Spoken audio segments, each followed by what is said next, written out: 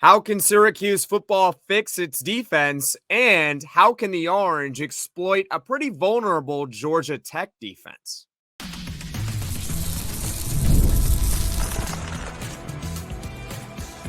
You are Locked On Syracuse, your daily podcast on the Syracuse Orange, part of the Locked On Podcast Network, your team every day. Hello, everyone, and welcome into Locked On Syracuse. I'm Jackson Holzer, and thank you for making us your first listen of every single day here on the Locked On Podcast Network, where it's your team every day, and we're free and available wherever you get your podcasts. And on today's show, we are joined by Neil Adler from Inside the Loud House. We're breaking down how Syracuse can fix its run defense specifically. Then we're going to talk about how they can attack the Georgia Tech defense, which gave up nearly 400 yards to Georgia State on Saturday. And plus, we found out that Florida State's just not very good. Plus, we're going to take a look around the ACC and where Syracuse falls into it. And, of course, we're going to laugh at Florida State because Florida State deserves all the laughter on today's podcast. This episode is brought to you by Ultimate GM. Ultimate College Football HC is a brand new mobile game that is completely free, has no ads, and is 100% playable offline. Use the promo code LOCKEDONCFB in all caps inside the game store to receive a free boost to your program. Begin your coaching legacy today. All right, Neil, thank you so much for hopping on the podcast this Tuesday. And Syracuse football, with their defense, the secondary, it graded pretty good. Marcellus Barnes' PFF grade was 75 as a true freshman in his first game against Ohio. So very encouraging stuff. However, if you look at Pro Football Focus, a lot of players below 50, which, by the way, is not good. It is a failing grade in one particular category, and that is tackling. So, Neil, with that being said, how can Syracuse fix its defense, specifically in the run? Sure. Jackson, thanks for having me on. As always, I look forward to the laughter later on in this segment, as we were kidding about a little bit last night. I think the main thing with Syracuse's run defense, and Fran Brown's alluded to it, is I guess threefold. Number one, the team has to do a better job of not getting pushed around at the line of scrimmage. A relatively new and somewhat inexperienced Ohio Bobcats offensive line this past weekend really did a good job dominating the line of scrimmage for the most part. And Ohio had, I believe, over 250 yards rushing, which they have a good ground game and a good lead running back, but that's too many yards given up. So certainly the line of scrimmage is important. Setting that edge is very important as well. And I think the main thing is in trying to contain Georgia Tech, which has a really good rushing attack, averaging over 200 yards per game so far in those two wins, Florida State and Georgia State. Not missing tackles. Georgia Tech's going to get some yards on the ground. They also have a really good dual threat quarterback who, can run as well as pass and play action or whatever. It's going to keep the Syracuse defense honest. So they're going to give up some yards, but missing those tackles at or near the line of scrimmage or after a few yards, and then that, resulting in much longer runs, that is the big issue. And, as Coach Brown alluded to, it's just being more physical, making tackles, being more physical, doing what they were doing in training camp. I don't want to overcomplicate things, or oversimplify, frankly. They just got to execute better. And certainly with Marlowe Wax being out, that's a big loss, sending him, lots of positive thoughts. But he's, not only an excellent linebacker, all ACC performer, but he's also one of the team captains and one of the leaders of this defensive unit. So that's a big void to replace over the next, six weeks or so whenever he returns. And, Derek McDonald was a starter last week. He'll be starting in this week. James Hurd, the transfer from West Virginia, who had an interception last week after he replaced Wax when he got injured, I assume will move into the starting lineup. And then, some of the other reserves are going to have to step up. They have plenty of linebackers on the team, but a lot of them are underclassmen. So, Sparrow is going to be one of the two, primary backups. I'm not sure who the other one will be, but we'll see. It's not just losing Marlowe it's a big blow for many reasons, given their scheme being more focused on having an extra lineman versus and having two linebackers. Is that a good thing in terms of the wax injury? Nothing's good about the injury, but maybe, so to speak, can help out a little bit just because they only have two linebackers in at once. But they just got to execute, and they got to hit their tackles, make their tackles, and play their game.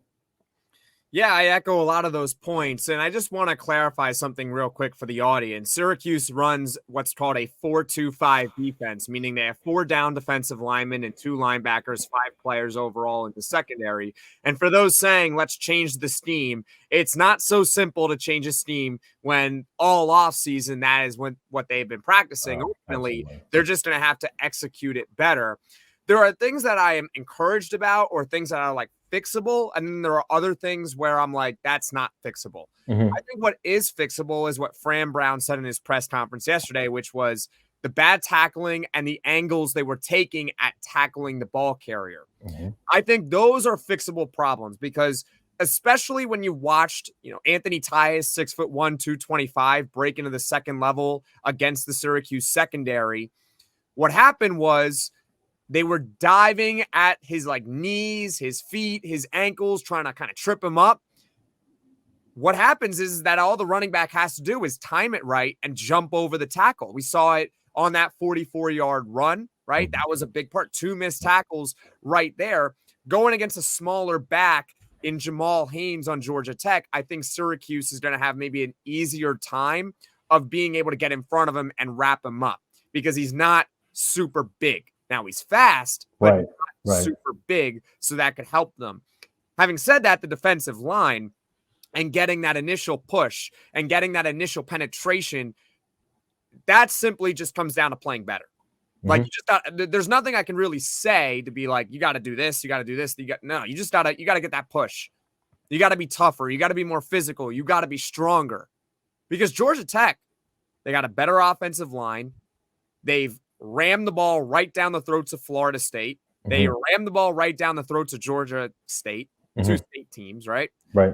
Georgia Tech is a really good running team. It might be the best running team that Syracuse is going to have to face this season. So this defensive line and this secondary in particular are really going to have to step up. Angles got to be better. Tackling's got to be better. And of course, the defensive line, they just got to get initial penetration. Period. End of story. Yeah, I agree. And Fidel Diggs, the 4-star transfer from Texas A&M, had a solid game. Yeah. And I'm not going to sit here and single out any other defensive player, but I agree with you across the board. The defensive line really has to be more physical and instead of getting pushed back, pushing forward and really penetrating, like you said. And I agree that the secondary in terms of pass coverage was pretty solid. Barnes and others. I mean, there was a few breakdowns, but just across the board, whether it's from a pass or a run, everyone's just got to hit their tackles better. Absolutely. Hey, Locked On Syracuse fans, I want to take a moment to give you a heads up on a brand new mobile game that I think you're going to love as much as I do, Ultimate College Football HC. In this amazing game and simulation, you get to step into the shoes of a head coach and lead your college football program to glory. Can you imagine actually being the head coach of Syracuse? From recruiting players and hiring coaching staff to overseeing training camps and handling school scholarships, you control every crucial detail of your program. It's all in your hands. Will you be able to handle the pressure? And here's what I really love about the game. You are responsible for calling offensive plays during the games. Your strategy will not only determine the success of your football season, but will shape the future and legacy of your program. Ultimate College Football HC is completely free, has no ads, and is 100% playable offline. You can play on the go as you want and when you want to. And of course, we have a special offer for Locked On Syracuse fans. Use the promo code LOCKEDONCFB in all caps inside the game store to receive a free boost to your program. Make sure to take advantage of this perk as it will get your team off to a strong start. To download the game, just visit ultimate-cfb.com or look it up on the app stores. Ultimate College Football HC. Begin your coaching legacy today. Bingo. We're joined by Neil Adler from Inside the Loud House. We're breaking down Syracuse fixing its defense. We're going to transition now to attacking the Georgia Tech defense. Neil, I'm going to set this up for you, all right? I'm going to set this up for the audience because I did a little digging on Georgia Tech's defense, okay? Last year, they gave up the second most points in the conference, So they weren't very good last year. Right. The most total yards in the conference. So yeah, this Georgia Tech defense was not great last year.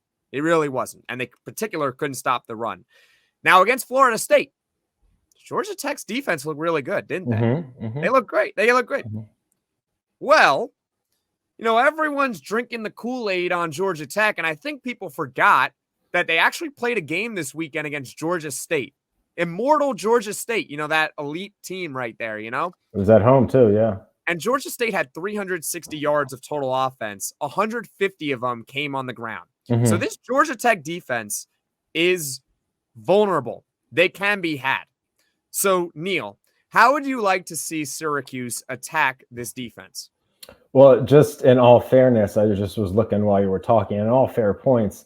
It looks like now Georgia Tech's played 2 games, Syracuse only played 1, but Georgia Tech, I believe, is averaging their defense in total is giving up, I think, 325 yards per game, and Syracuse against Ohio gave up 436. So, again, 2 versus 1 games, et cetera, et cetera.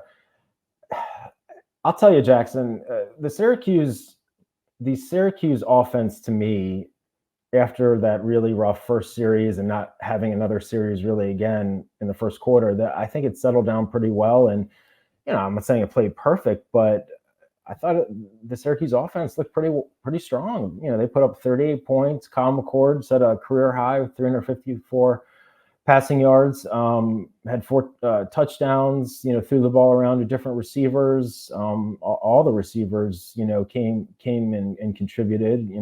Gadsden, obviously, Pena had a great game. The 2 Georgia transfers, Haynes and Meeks.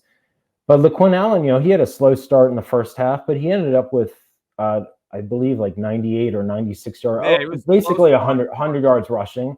And he had an awesome one-handed, touchdown reception. So, to me, it's, again, not to overcomplicate things, I think that the Syracuse offense, they clicked pretty well, certainly in the second half, and I just have a balanced attack. Kyle looked a little rough in that first series, had a couple of bad passes, but by and large was pretty darn accurate throughout the rest of the game. I think he completed around 70% of his passes. He zips the ball. He gets it into tight spaces. He's got talented receivers and tight ends around him. And LeQuint Allen is an all ACC running back, and they've got depth at that position as well. So it's just having a balanced attack. The one thing I will say, I was thinking about this before we came on the air. With Georgia Tech, rushing the ball so much, that eats into the clock. That yes. Eats into time of possession. And so, we'll see. It's obviously one thing how the Syracuse defense does containing the run or just containing Georgia Tech's offense, how many points they give up, but it also, becomes a chess match and a time of possession game.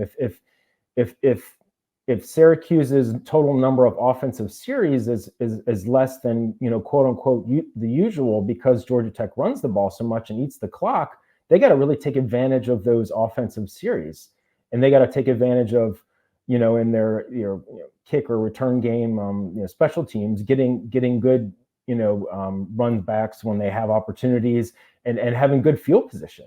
And they've obviously got Pena and Malachi James and all that. So I think it's just having a balanced attack, which I think they will, and to keep Georgia Tech's defense on its collective toes, between LeQuint doing his thing and just all the different weapons that McCord has. I think Syracuse will be fine on offense. I really think it's going to be the defense and how it fares against Georgia Tech's offense. And that's going to be the biggest thing for me to monitor. Here's what I'm going to say about the offense, because I have really no complaints from week 1. Like there is, aside from one series, it was pretty flawless. It was solid. Yeah, absolutely. It was good. I mean, really, really good. I can't really complain. What I will say is that it was pretty vanilla. It was a very vanilla offense. You didn't really see too much motion or trickery. And to be fair, they didn't have to. I was going to say, did they need it? They didn't need to. Yeah. They could keep it vanilla. What I'm going to say for this week is I don't think we have to change ice cream flavors. I think we can still keep the ice cream vanilla. Okay. But what I would like to see maybe is, can they add a little sprinkles? A little sauce? A little bit of hot fudge. You talking about like halfback options and that sort of thing, or? I've talked about on the podcast. How about getting Dan Villari a little bit involved? I don't think it can hurt. There is only one ball, and they got a lot of weapons. They do. And I think every single week, aside from a couple mainstays like Oronde Gadsden or LeQuint Allen, we could see a different player step up. Like last week, it was Trevor Pena, who had nearly 80 yards and 3 touchdowns. He was great. He was great, and I believe in him going forward. But maybe this week it's Zeke Haynes. Yeah, you got Haynes. Maybe Haynes goes for 100, or Meeks. maybe you get the ball into Dan Villari's hands a little. Villari, Gill, Hatcher. Hatcher only had like 1 catch. Is Justice Ross Simmons going to play again? Or play this week? He didn't play last week. I'm not entirely sure on that. We'll see. Mm-hmm. I'm not saying you got to change the offense because you don't. Let's just add that additional layer because Georgia Tech, I did say that, their defense is vulnerable. It still should be better than Ohio. So I don't think you can do the exact same thing that you did against Ohio and expect to work at a same efficiency as it did. Let's add a little sprinkles. Let's add a little bit more motion in there. Mm-hmm. Let's get some hot fudge, maybe a little bit of trickery. How about have Dan Villari right next to Kyle McCord? Let's see what happens. Do a little wildcat. Yeah, I think, Jackson, those are all fair points. Yeah. I mean, like you mentioned, how much did Syracuse need to do that? Although, I mean, they won by 16, but they scored 38 points on offense and had nearly 500 yards. I'm not complaining. I'm just saying Georgia Tech is a step up in competition. Yeah, they're a Power 14. Always do the same thing. They're 2-0. Beat Florida State, even though, Florida State right now. But yeah, I agree. I think we'll see, I don't know about trickery per se, but I think you'll see more complexity. Is that the right word? Just a little bit more. A little bit more complexity. A little more stuff. Yeah, no, that's fair. But Fran Brown even said that in his one of his press conferences. It might have been the one on Saturday night. But, one of the things he said he learned, which I found was, he was talking about what he learned, his first game as a head coach and all these other things. It was poignant. It was candid. He's very upfront. He said, I learned my team's resilient. The defense was struggling. The offense had the defense's back. And so, obviously, again, Marlowe Wax being out is a huge loss, but maybe there'll be a game either this weekend or coming up where McCord struggles or LeQuint or like whoever, and maybe the defense will stay. So, I mean, it does seem, even though it's an overhauled roster with a first-year head coach and a lot of new assistants and, a lot of guys from the portal and high school, senior commits and all that, I mean, they seem to really embrace, the we over the I. And so I do agree with you. I feel like the offense, by and large, shouldn't be like a huge issue, game to game, but you never know. But that's fair. Let's see a little bit more stuff. Let's see it. Let's see Villari. Let's see Villari. I love that guy. He's great. I love him too. I'm not related to him or anything. I'm not trying to push an agenda out here. Trust me. I'm just saying. By the way, I have to give a shout out. He was excellent in his blocking. If you look up his Pro Football Focus rate, his blocking was great. I pointed out that example on the Trevor Pena touchdown run. That was an excellent kick-out block that he had. It literally was the reason why Trevor Pena scored. Because if Villari doesn't execute that block, it's bottled up for a 1-yard loss, and we're all sitting here like, uh-oh. But, and he obviously captured the hearts of Orange Nation last year with Gadsden out and Garrett Schrader injuries. So he was thrust into the offensive spotlight in terms of throwing and running and the wild, in terms of more like stats per se. With OG back, Villari, I'm not saying he's not going to get thrown to ever, but the blocking aspect of it is going to be critical. And I agree with you. He was great last week. And, things like that don't always show up in the box score per se, but that he helped the team win. I mean, without question. And he's vital moving forward. I'll be curious to see from a tight end standpoint. Are we going to see Jamie Trumbull at all? Because he's a really highly rated. I know. I think you mentioned to me, didn't you think he was going to redshirt or something like? Did you say that to me? I think so. I mean, Syracuse has a lot of weapons. If Dan Villari is not getting the ball, where's Jamie Tremble? How can you get Jamie Tremble the ball? Sure. Like, he needs to put on weight. He needs to develop. I'm not saying he can't be a great player. Actually, I do think he's going to be a great player. But for this season, you got one of the best tight ends in the country already. Villari didn't even touch the ball last week. I don't know where Jamie Tremble is going to figure into this offense during the season. Now, maybe if Syracuse is in a bowl game and they decide to play younger players, that's where we could see Jamie Tremble. But during the season, unless everyone gets hurt, which obviously we don't wish upon, then I don't see we're going to see much. I don't think we're going to see much of Jamie Tremble, but he is an interesting player. And also, Justice Ross Simmons, where is he going to factor into the depth chart when he's healthy? Obviously, that hamstring injury just brutal, but not fun. We'll see how it goes with Justice Ross Simmons and where he'll fit into the offense. I don't know if he's going to play this week. We'll see. Tired after lunch? You're not alone. In fact, research shows that more than 70% of us hit the wall after lunch. Let a 5-hour energy shot help you leap over that wall instead of crashing into it. With zero sugar and a convenient portable size, it's the perfect pick-me-up for getting stuff done. The 5-Hour Energy website has flavors galore like watermelon, tropical burst, grape berry, and more. There is a flavor for everyone. Try them all. On the site, you even have the option to build your own 12-pack or 24-pack. You choose the flavors and it is delivered right to your door. If you go to 5hourenergy.com, that is the number 5hourenergy.com, and get some 5-Hour Energy product today. You can use my promo code LOCKEDONCFB to receive 20% off your order. This offer is only valid until September 30th on one order and cannot be used with other promotions. The code is not good on subscription orders. Go to 5hourenergy.com today. All right, Neil, let's look around the ACC. So this is going to be a little bit more broader of a segment, but we're still going to relate it back to Syracuse because I'm going to talk about Syracuse off the jump with you. Neil, I saw your piece that you wrote on Inside the Loud House. Where does Syracuse factor in? Are they a big winner? Are they a loser? Or are they kind of right down the middle? Well, I mean, I'm an alleged homer because, you're not an alleged homer. I am a homer. You are a homer. You're a graduate of Syracuse. You write for a Syracuse site. You are a homer. It's okay. But I mean, I'm also a homer. Right. We're kind of the same, though. We're not afraid to tell it like it is, but, we err on the side of positivity. I mean, you can't call Syracuse a loser. They won their first game. It wasn't a perfect game. The defensive, rush defense wasn't great. They started out slow. Although I will say, and Fran alluded to this, even though they started out sluggish, they did hold Ohio to a couple of field goals at the onset, which was red zone defense is also going to be critical against Georgia Tech. Yeah, that was huge. Important. But hey, listen, it's a first year and first time head coach with a lot of new assistants, and like I said, an overhauled roster, tons of hype, obviously from the fan base.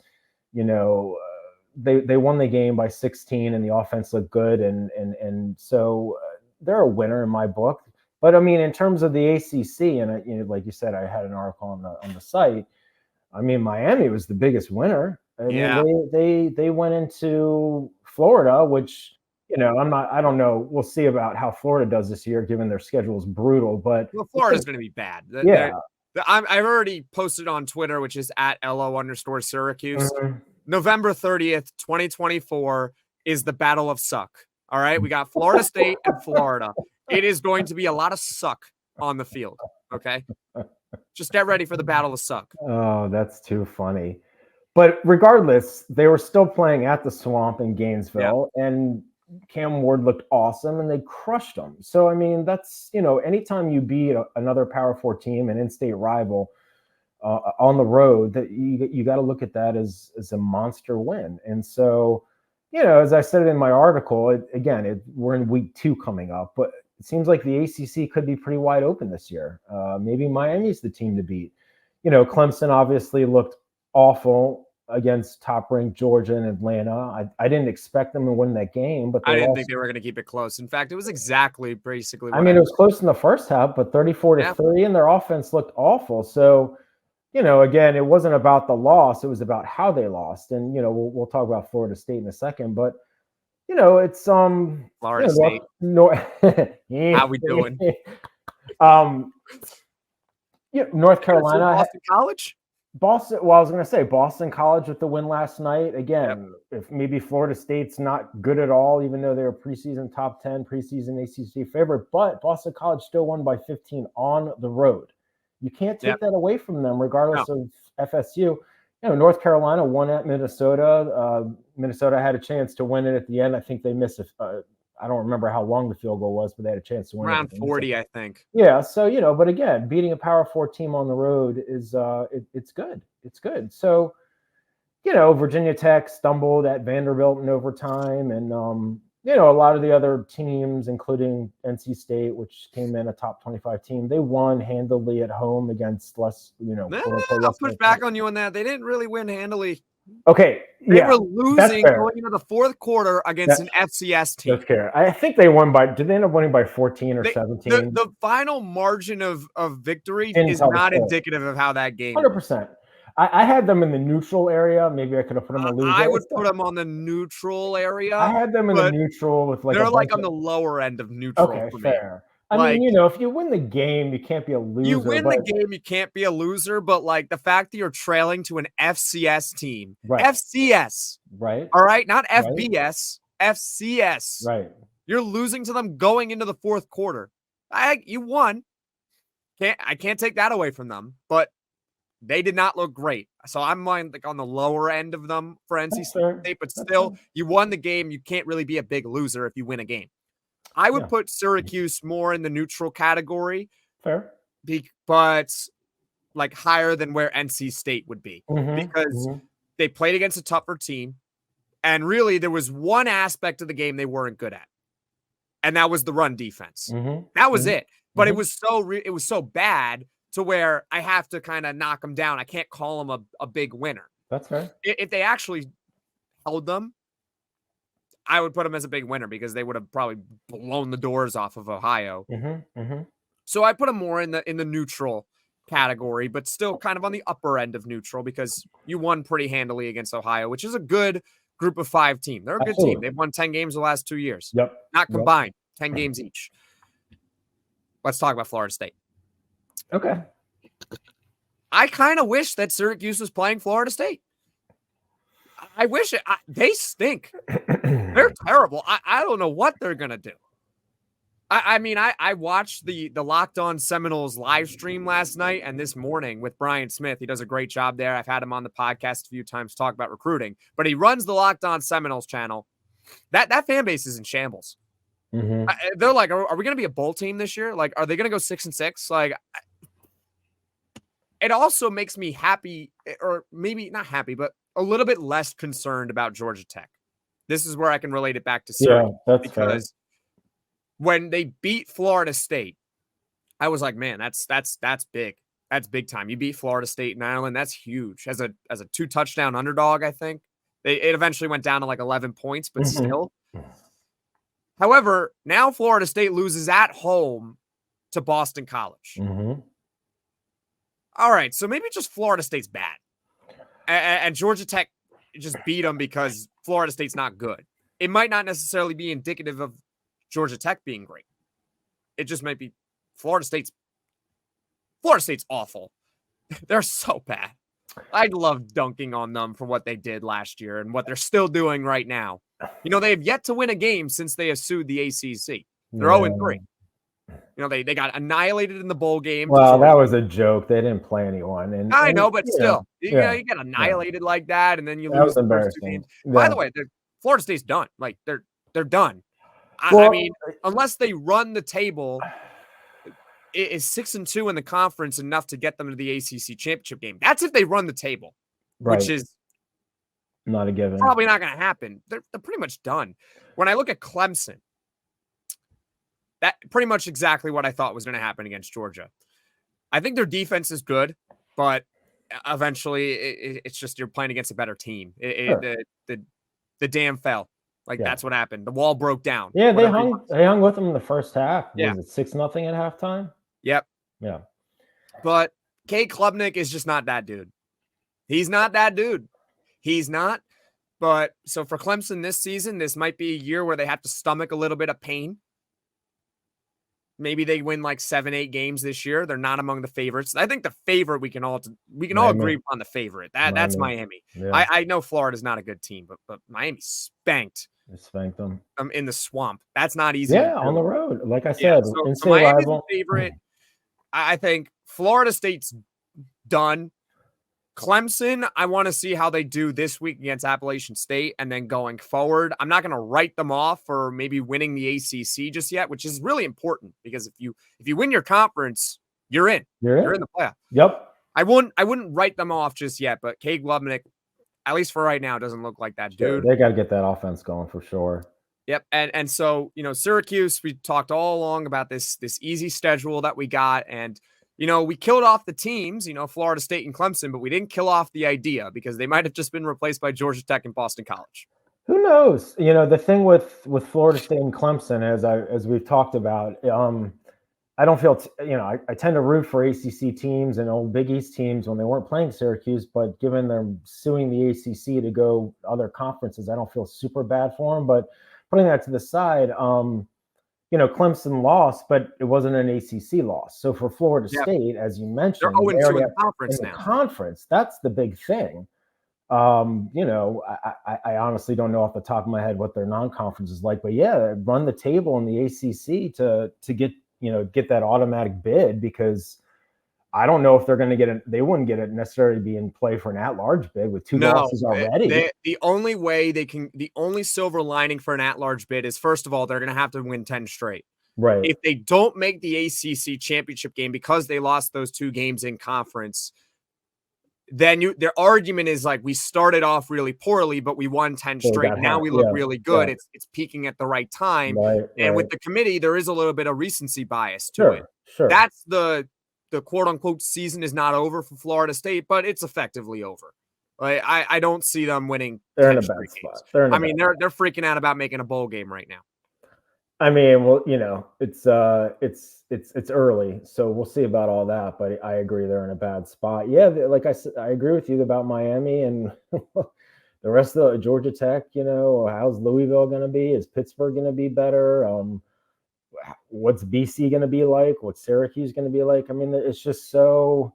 And then you got all the new guys. I don't think Stanford's going to be particularly good, but SMU, even though they struggled in week 0, they're 2-0. Cal's 1-0. So who the heck knows, man? It's going to be a fun year.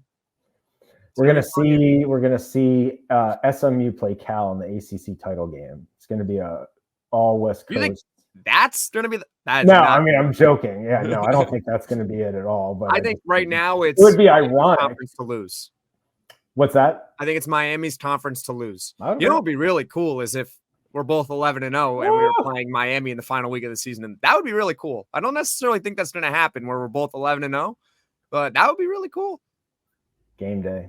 Oh, that'd be great. I'd love game day needs to come to Syracuse one day. We need game day. All right. You think it might happen this year? I don't know. You got to be good enough. You got to be good enough for it. You got to be good enough, and you also need to be a team that can generate a lot of ratings. At the end of that's what it comes down to. Yeah, it's part of it. It's where you are in the season, who you're playing, and then frankly, what other games are there. Yeah. But I would say if both teams are 11-0 or one team is 10-1 in that final game of the season, both highly ranked, then you can get a game day. Yeah, right. Because both teams you would figure are quote unquote good enough, and I think that game would get good ratings. I think it would. If they're both really good, then that game would get ratings. That'd be fun. But you know how these television makers, they're about making money. They're gonna do. There's a reason why a lot of times an SEC team is usually featured. There's a reason for it. Yeah. So hopefully we can get game day. I would love it. Neil, thank you so much for taking the time. Thank you, brother. Appreciate it, Jackson.